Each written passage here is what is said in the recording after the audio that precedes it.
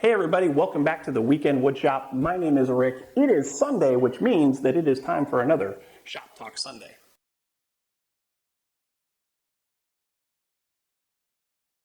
This isn't any normal Sunday, this is Memorial Day Sunday, so hopefully you all are spending time with family and friends and having a good time, but more important than that, I hope that you are all remembering what this holiday is all about.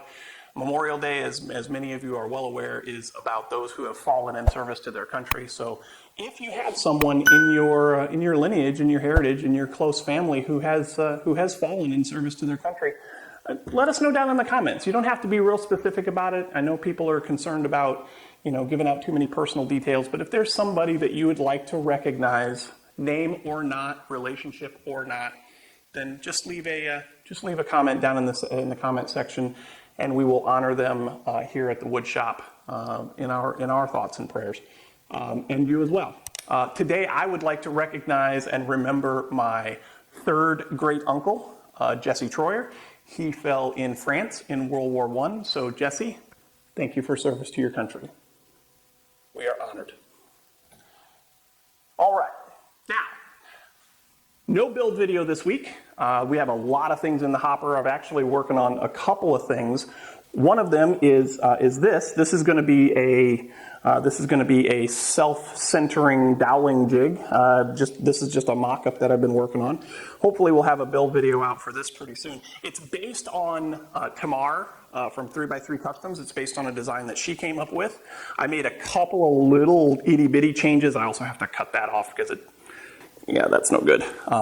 But hopefully we'll have a drawing and everything set up on our Patreon so that you guys can take a look at that SketchUp file. We also, last week, we released a video on this. So this is a dial indicator setup for measuring your blade alignment compared to your miter slot. Basically, it's just a 3/4 inch runner. Put that in there, bring this over, attach it to the blade. Or not attach it to the blade, but rest it up against the blade, and it'll tell you how far away from the blade you are based on the indicator pin. Now, when I demonstrated this in the video, I actually made a mistake. I just kind of slid this back and forth and looked for how much deflection there was in the needle. That's not how you do it. I knew this. I was in a hurry. I totally screwed up.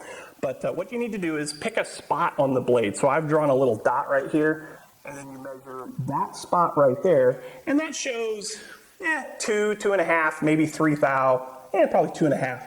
2.5 thou off of 0, right?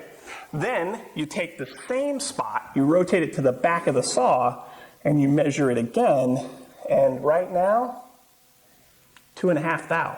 So that blade it may have some wobble in it because of imperfections in the blade, but as far as its alignment to the slot, it's almost dead on. It's within a thou, for sure. I've got some mounting bolts underneath here. That's how I was able to square the table up to the blade, and Bob's your uncle. Works out like a charm.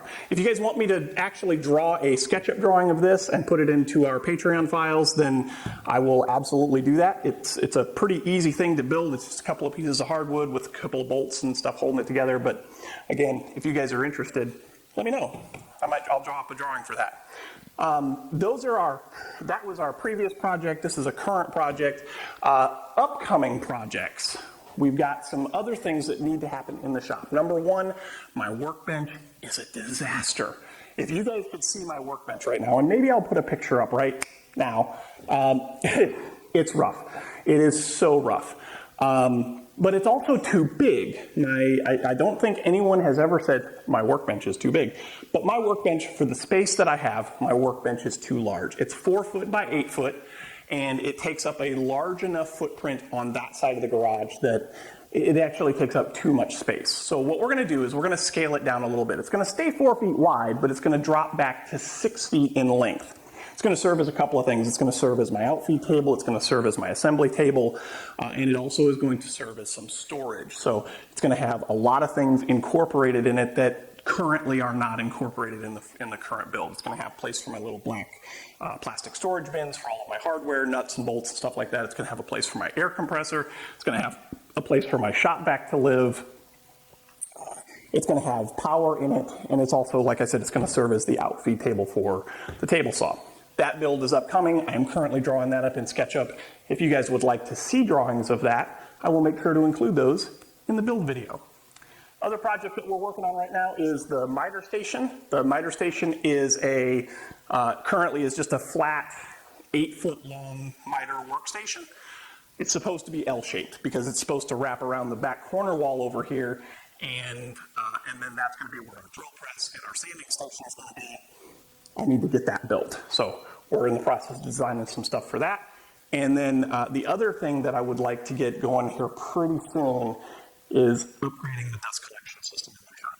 Right now, I've got my, I guess it's a 30-gallon, 25, 30-gallon trash can here. It's got my Bauer cyclone separator hooked up to my Craftsman 12-gallon shop vac, right?